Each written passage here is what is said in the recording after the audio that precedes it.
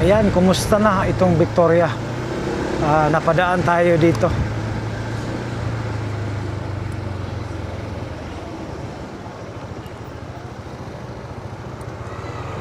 Ingaw jud siya. So I think narinig natin this month, pagkatapos kumbaga nagtatanggalan sila, talagang nakita natin yung Victoria sa loob, talagang iba na. Talagang ito na yung makikita natin, ipopost natin sa ating ayan, yung mga pictures. Credit to the owners. Ayan, napaka na, baga langkat na lahat, tinatanggal na yung ano dyan sa loob, kasi ito nga gagawin na itong ibang ito ng Victoria. Wala na. So wasak na talaga. So kinukuha na lang ng mga tenants. Kita natin parang sirang-sira na talaga. Wala na.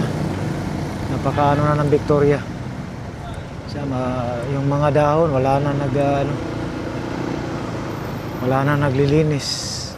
Yun, kita natin sirang-sira na talaga.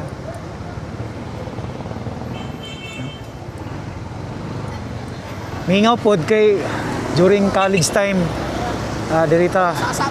dito tayo nagtatambay, dito tayo nagsimba, dito tayo, yun, may mga alaala din itong mall na ito.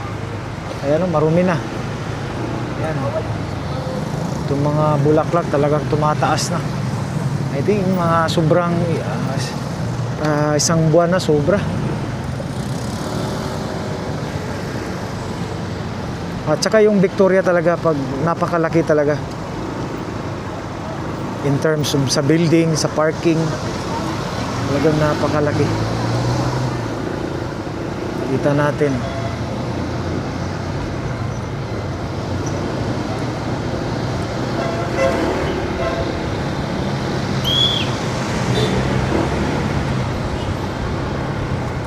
Ayan, kita natin talagang na. Doon sa loob talagang wasak na yan, talagang tanggal na lahat yung mga wiring, electrical at marami pang iba. So abangan na lang natin ito sa pag-update natin ito, yung construction dito. Itong nakakuha dito sa building na ito. Kita talaga natin,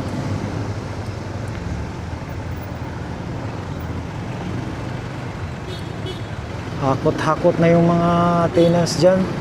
Kinukuha talaga yung